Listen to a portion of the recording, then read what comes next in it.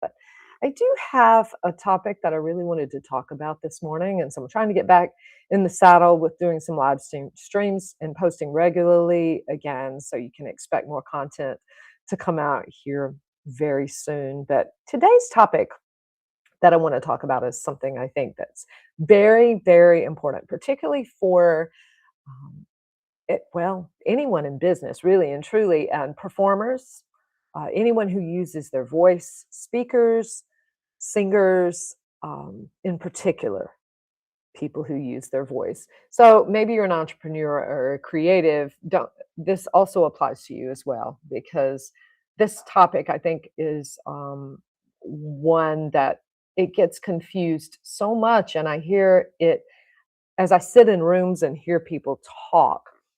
And this is about excellence versus perfection.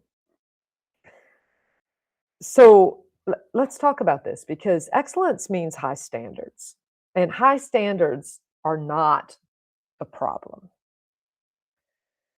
They're Excellence and perfection, it's not the same thing.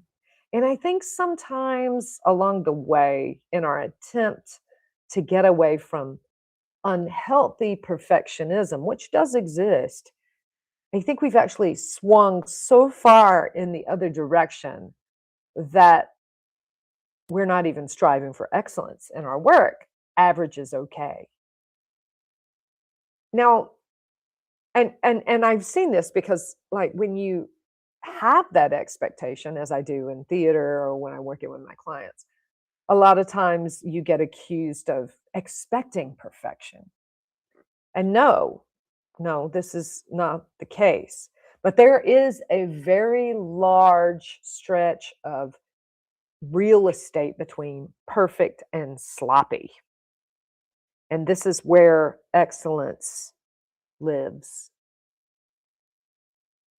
Perfectionism, to define this, says I can't make a mistake. Excellence says I'm going to prepare well enough that I can trust myself to be flexible and make good decisions when it matters the most. So, a little bit longer definition. But you need to be really careful in discerning between the two, because perfection demands flawlessness and excellence demands preparation. I see this all the time with singers, speakers, actors, performers, and entrepreneurs, business people. Someone makes a mistake in rehearsal and then they say, well, nobody's perfect. Well, of course they're not. No, you're right. No one is perfect, but that's not really the issue here. The question is, why did the mistake happen?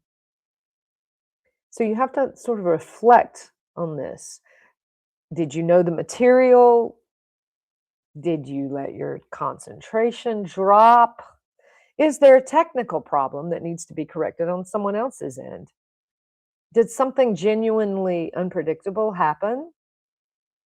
And the rehearsals are where you find these answers. So I don't expect a flawless rehearsal. I expect a useful rehearsal. A rehearsal where mistakes are noticed, they're examined, and they're corrected. This is what rehearsal's for. A mistake in rehearsal is information, and it shows what is not secure. But if you keep making the same careless mistakes over and over and you never correct it, then really you're not making a mistake. You've built a habit and you're just doing it the same way over and over again. And that matters tremendously on stage, because you don't suddenly become a different performer when the audience walks into the room.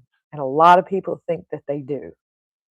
If you're sloppy in rehearsal, that means you're practicing sloppiness. If you're consistently dropping the end of a phrase, that's what you're rehearsing. All right. If you're not using your breath support, you're rehearsing that.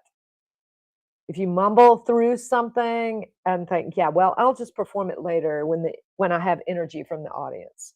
No, because you're going to be nervous. and you're going to default to the way you've done it over and over again. Your body, your voice, your mind, it learns what you repeatedly ask it to do. And when pressure arrives, you're going to default to the habits that you've developed over time. You suddenly don't become excellent at something when the audience steps in the room. The audience gets to see what you've been practicing. If excellence is built into the rehearsal process, then you have something reliable to stand on. But if you've had a sloppy rehearsal, then your adrenaline is not going to be able to hide it. It's actually going to expose it and other problems as well. This is especially true with your voice because vocal technique is built through repetition. You have to peel back bad habits and put new good ones in place. So, for example, if I'm working on with the speaker on breath support or even phrasing, I don't want them just to do it correctly twice and then let it go. You have to do it over and over again. And I think it's 21 times that you have to do something before it becomes a habit. Same is true for a keynote or a podcast or an important meeting. You cannot rehearse that with a flat voice, reading from your notes the whole time, and then assume that you're going to be compelling when you stand in front of people. You have to practice the way you want to perform. Practice the pauses, the intentions behind the sentence, the connection. Even when you're on camera, you have to think about who your audience is and who you're talking to. And this is what true craftsmanship really is. So, high standards are not automatically perfectionism. Sometimes, and I really, really believe in this, sometimes high standards are respect.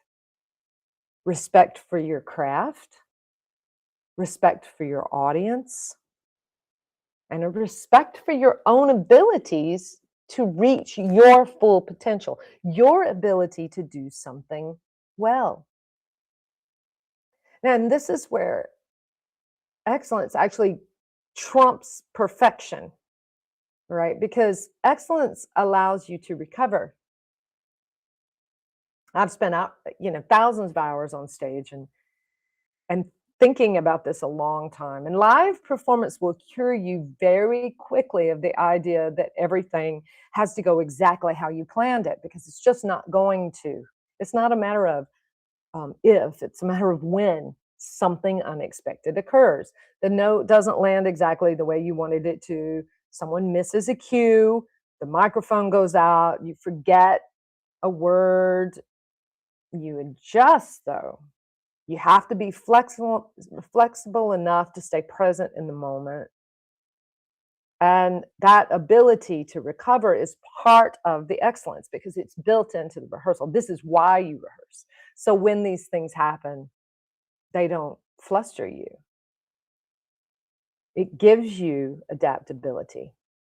So perfection is going to whisper in your ear, nothing can go wrong. This has to be perfect. But excellence is going to say, if something goes wrong, I'm fine. I know how to recover from it.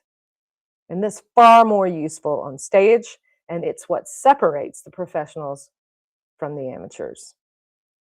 So when I say I want excellence in rehearsal, I'm not asking for perfection. I'm asking for preparation, for attention, correction, consistency. I'm asking you not to hide behind good enough. When you know deep down that you're capable of so much more, and I think a lot of people are afraid to say it out loud, you can do better. It's not a cruel sentence. It's actually an inspirational sentence because someone cares enough, they see potential in you, and they care enough to try to bring that potential out. Often, it's one of the most useful things a coach or a teacher, a colleague can say to you Stop trying to be perfect, but you can be better, and then be better, and then the next time be better than that, 1% every time. So don't rehearse perfection because you can't. Rehearse excellence because when the lights come up, you're not going to be scrambling to find your best work. The best work should already be there and be familiar.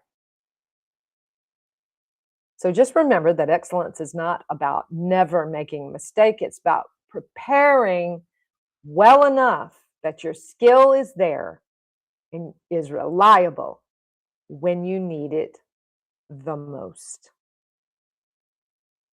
So, you guys, if you have any questions about rehearsals or excellence, please reach out to me. I'm very open to talk to people and find out more about what you're doing.